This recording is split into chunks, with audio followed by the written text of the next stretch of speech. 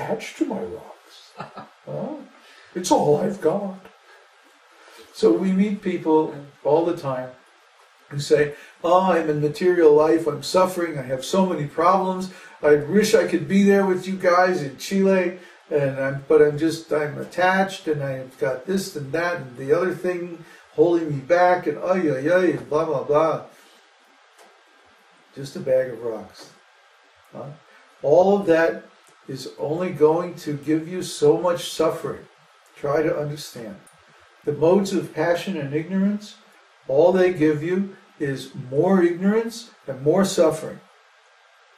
So as soon as you engage in the mode of ignorance or mode of passion, you're just creating a future for yourself which is full of suffering. So you have to follow these rules and regulations. You have to try, at least, to become pure and perform devotional service that will help you. Just like, who was that? They were poor and they were suffering from some disease and they were on welfare and they were like all messed up. This was months ago. And I told him, look, you just chant Vishnu Sahasranam and you'll overcome all these problems. It was about 6 months ago, 6 or 8 months ago. Somebody in UK. Thomas Evans. Was it Thomas? I think so. Yeah. Anyway, now he's doing okay. He's like getting a job and he's like getting his life together and he's, because he didn't even chant. I think he just listened to it. Well, chant's such a huge piece of... Well, I learned how to do it, and I'm just an ordinary, regular person, so anybody can do it. Come on, you just listen to it long enough and you just imitate. Monkey see, monkey do. It's easy. But people think, I can't do it. See, this bag of rocks, and it's mostly mental. Oh, I can't accept the instructions of a spiritual master. It's too hard. Well, if you think like that, yeah, it's going to be impossible for you. Yeah. If you think I can't do it or I don't want to do it, it's not going to happen. Just like Srila Prabhupada used to say, impossible is a word in a fool's dictionary. You can do anything. You're a spirit soul. You're immortal, indestructible. You cannot be killed by any weapon, burned by fire, withered by the wind. Can't be cut into pieces. You're individual. You're immortal. You can do anything. You naturally have all mystical powers. But those powers are blocked by your false beliefs that I can't do this, I can't do that. And the biggest false belief is, I can't give up my material sense gratification. Well, why don't you try it and see what happens? It's not going to hurt you. It doesn't hurt not to have sense gratification. What hurts is desire. Desire means that we want something, we're attached to it, but we put it away in the future. You see? We separate ourselves, actually. Oh, I want this, I want that. But I'm separated from it. Well, that's a recipe for suffering right there. Because you desire it for yourself. That means you have to take the burden of the karmic debt. Try to understand. But as soon as we desire is not a bad thing. As long as we desire for Krishna. Oh, for Krishna I can desire so many things. And I'm not in anxiety at all. Because it's for Krishna. If Krishna arranges it, then it'll happen. If Krishna doesn't want it, then it won't happen. It's not even up to me. But I want so many things for Krishna. I want everybody to chant. I want everybody to try this process of devotional service. I want everybody to gain the benefits of spiritual life. I want so many things for Krishna. But if it doesn't happen, I'm not going to be upset. I got the benefit. So I know that it's real. If you do the process according to the degree that you perform the process, you will get the result. And the first result is cessation of all material miseries. So if you follow this process even a little bit, you will immediately get relief from your material problems.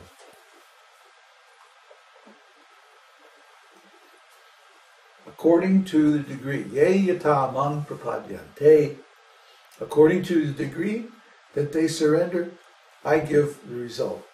That's what Krishna says. And if you surrender completely, Krishna gives himself. So, that's the process.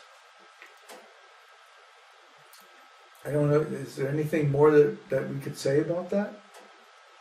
I think it's pretty clear, huh? Did Prabhupada ever sort of suggest that his disciples should go, when they're ready, to a secluded place and chant non-stop, 24 hours a day? Well, yeah. The key phrase there is when they're ready. Oh. See, you can't make the fruit get ripe before it's time. As an astrologer, you can look at somebody's chart and you can see, oh, there's a time in their life when they're really like going to be engaged in sadhana.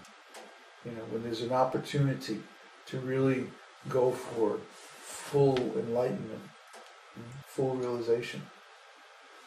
But normally, before that can happen, there's a long period of regulative devotional service.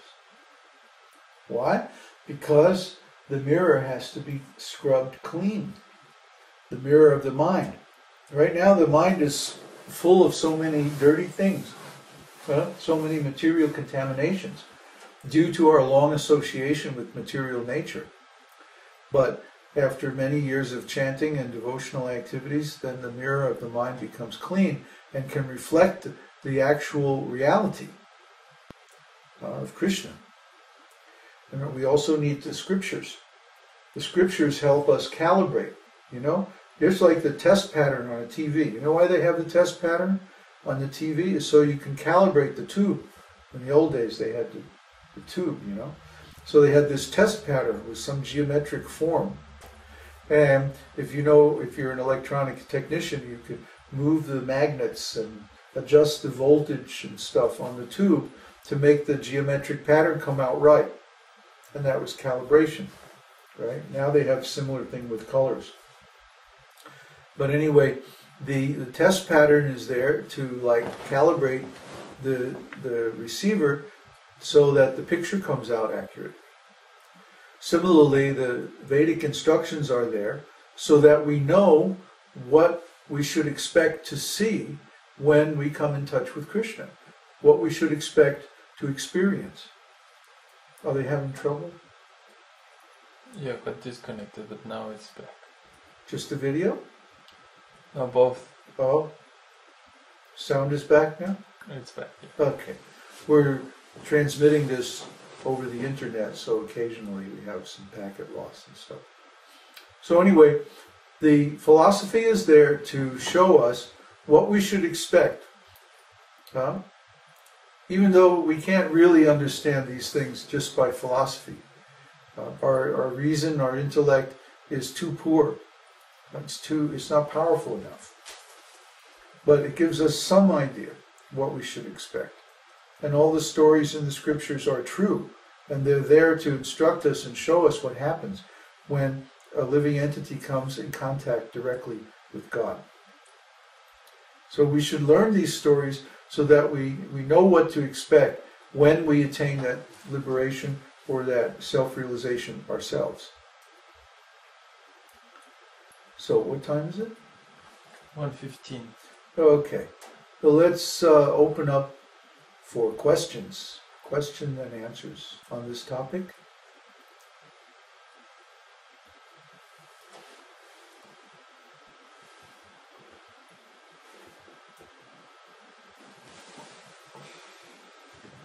Did devotees back in the day speak about self-realization that was attainable, that they could actually achieve that in their lifetime? Which devotees? Back in the day when ISKCON started up. Oh, in those days. Back in those days. I mean, there's a lot of days. There are back many then, you know? days, yes. Yeah.